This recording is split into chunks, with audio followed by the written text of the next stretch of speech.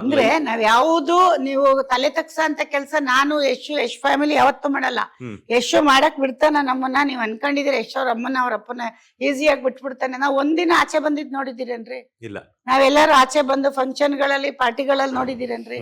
ಇಲ್ಲ ಅಲ್ವಾ? ಇವತ್ತು ಸಿನಿಮಾಗ್ ಕೆಲಸ ಮಾಡಕ್ ಬಂದಿದೀವಿ, ಖುಷಿ ಪಡಿ. ನಾವೇನಾದ್ರೂ ಬೇಡದಿರೋ ಚಟುವಟಿಕೆ ಮಾಡ್ತಾ ಇದೀವಾ? ಯಾಕೆ ನೆಗೆಟಿವ್ ಆಗಿ ಬರೀತಾರೆ ಅಂತ ನಂಗೆ ಅರ್ಥ. ನಾನು ಕೇಳ್ತಾ ಇರೋದು ನಿಮ್ಮನ್ನ, ನೀವು ಬೇರೆ ಪ್ರಶ್ನೆ ಕೇಳ್ತಿರಲ್ಲ, ಇದನ್ನ ನಮ್ಮ ಮಾತು ಕೇಳಿಸ್ಕೊಳ್ಳಿ. ಖಂಡಿತವಾಗ್ಲೂ ಕೇಳಿಸ್ಕೊಳ್ಳಿ. ನಮ್ ಕಷ್ಟ ಬೇರೆಯವ್ರ ಹತ್ರ ಹೇಳಿದ್ರೆ ಗೊತ್ತಾಗಲ್ಲ, ನಿಮ್ ಮುಖಾಂತರ ಟಿವಿ ಅವ್ರು ಕೇಳಿಸ್ಕೊಳ್ಳಿ. ಖುಷಿ ಪಡ್ಬೇಕು ಜನ.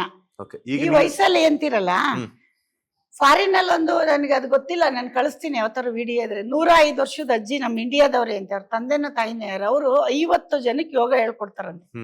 ಅದು ನನಗೆ ಬಂದಿತ್ತು ವಿಡಿಯೋ, ಯಾರ ಕಳ್ಸಿದ್ರು. 50 ಜನಕ್ಕೆ ಇವತ್ತಿಗೂ ಹೇಳ್ಕೊಡ್ತಾರಂತೆ, 105 ವರ್ಷಕ್ಕೆ. ಅವ್ರಿಗೊಬ್ರು ನಿಮ್ಮಂಗೆ ಇಂಟರ್ವ್ಯೂ ಮಾಡಕ್ ಹೋದವ್ರು ಕೇಳಿದ್ರಂತೆ, ನಿಮ್ಗೆ ಏಜ್ ಆಯ್ತು 105 ವರ್ಷ, ನಿಮ್ಗೆ ಯಾಕೆ 50,000 ಜನಕ್ಕೆ ಯೋಗ ಹೇಳ್ತಿದ್ರೆ? ನನಗೆ ವಯಸ್ಸಾಗಿಲ್ಲ, ನಾನು ಇನ್ನೂ 50 ವರ್ಷ ಅವ್ರನ್ನ ಫಾಲೋ ಮಾಡ್ಬೇಕ್ರಿ. ಈ ತರ ನನಗೆ 35 ಇಯರ್ಸ್ಗೆಲ್ಲ ನಾನು ರಿಲ್ಯಾಕ್ಸ್ ಆಗ್ತೀನಿ, ನಾನು ಆರಾಮಾಗಿರ್ತೀನಿ, ನನ್ಗೇನು ಬೇಡ, ದುಡ್ಡಿದೆ. ಪಕ್ಕದ ಮನೆಯವರು, ಎದುರುಗಡೆ ಮನೆಯವರು, ಮುಂದ್ಗಡೆ ಮನೆಯವ್ರನ್ನ ಫಾಲೋ ಮಾಡಬಾರ್ದು, ಲೆಜೆಂಡ್ಗಳನ್ನ ಫಾಲೋ ಮಾಡ್ಬೇಕು.